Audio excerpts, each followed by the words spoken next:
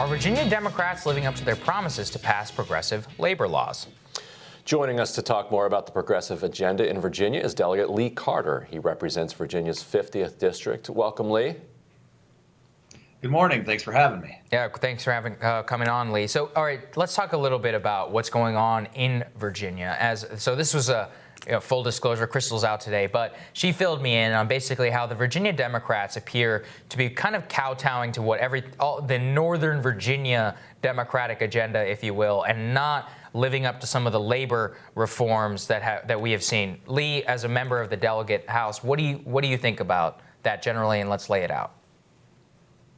Yeah, so this legislative session is really interesting because while there are some things that we should absolutely be celebrating, things like increases in the minimum wage, allowing public sector employees to collectively bargain, there are also some immense frustrations from sort of the labor left with the current leadership, right? So we had bills that have stalled out to do things like allow public sector employees the right to strike or to repeal right to work in the Commonwealth of Virginia that didn't go anywhere.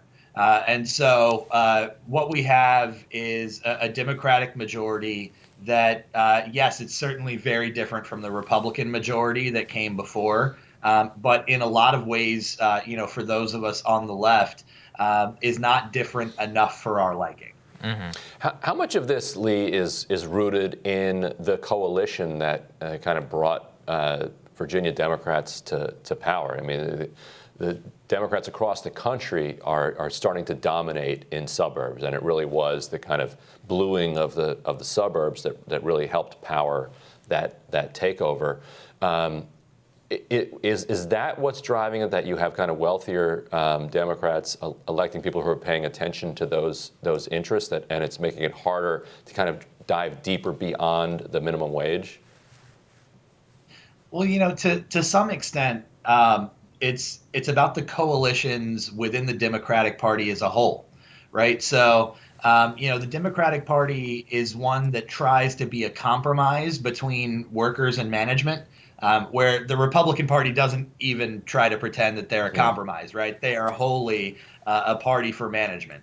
But the sort of compromised position of the Democratic Party is one that eventually leaves one side or the other, but most often both, deeply unsatisfied with the way that they govern, which is why you haven't really seen any periods of lasting Democratic control over government since the end of the New Deal era. Because, the New Deal era was the last time that the Democratic Party actually took a side. So let me ask you this, Lee. I mean, as I understand it, I think Virginia has passed like the Equal Rights Amendment and all that, but they can't pass, which is something they love in Northern Virginia. But why is it like right to work in particular? That seems like a signature element of the Democratic platform. How has that not been taken up? Well, I put that bill in last year, and I got a lot of heat from my fellow Democrats for putting that bill in. I had a lot of people that were coming up to me on the floor of the House and saying, "Lee, man, why did you put that bill in? What are you doing to us?" And this is something it's in the 2016 Democratic National Platform. The Democratic Central Committee of Virginia actually just unanimously passed a resolution calling for the repeal of right to work in Virginia this past weekend.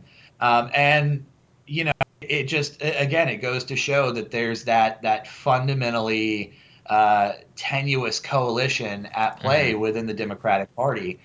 Because so much of leadership is trying to raise money from big corporations while the activists come from all walks of life. The folks who actually have the conversations at the doors and drive this party forward do not come from that insular sort of corporate boardroom environment like the donor base does. And so, the fact that so much of the party is publicly opposed to right-to-work laws, which we recognize result in lower wages, less safe working conditions, lower voter participation, and which, we can even recognize those laws came from racist origins to begin with in the 1940s. So much of the party talks about how we need to repeal these laws. And as soon as we actually get a chance to, those efforts are stymied. Because have people at the top of the party that are trying to preserve that coalition, which is inherently unstable to begin with. Or the fact that repealing right to work is in the DNC platform, but can't even get a vote on the floor of the House of Delegates reminds me of how in 2007, when Bush was still president, but Democrats took over the House of Representatives, they were able to pass this kind of landmark labor reform. But then when they had a Democratic president who was ready to sign that labor reform into law, all of a sudden they couldn't marshal the votes to get it through the House anymore. And a lot of it, like you said, comes down to leadership. So I wanted to ask you about the leadership struggle that took place shortly after Democrats won the election in November. LaSharice Aird was trying to become, I believe, the first African-American woman to lead the House of Delegates, coming from through the progressive lane. But Eileen Fillercorn, who ended up the speaker, ended up edging her out. And I think there was, as I understand it, there was some kind of old school politics at work that beat back some of the progressive insurgents. I assume that you were part of that struggle. What happened there, and what have been the implications since then? Yeah, so I was very publicly behind Delegate Aird in her bid for the speakership.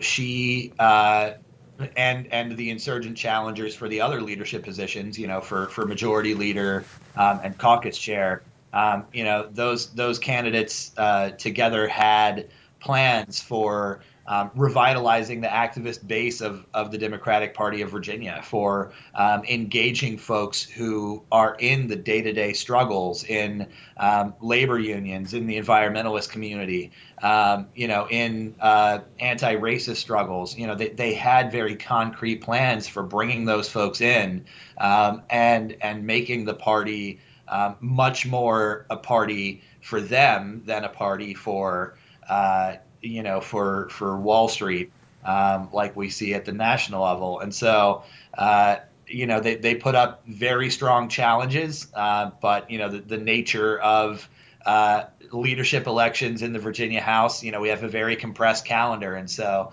they didn't really have a lot of time to whip up that support. Mm-hmm. And a lot of that, I think, is that calendar is intentionally compressed to limit public involvement, to limit activist involvement. And to make sure that only the folks with the deepest connections already have a chance at those sorts of elections. And I will say Speaker Fillercorn is far better than her predecessor, former Speaker Cox, the Republican speaker from the last 2 years. But I certainly would have liked the pace of change to be much faster and the scope of change to be much more far-reaching. Very interesting, Lee. Really appreciate you joining us. Of course. Thank you so much for having me on. Of course. Next on Rising, what do college students think about the Democratic primary so far? We're diving into the data.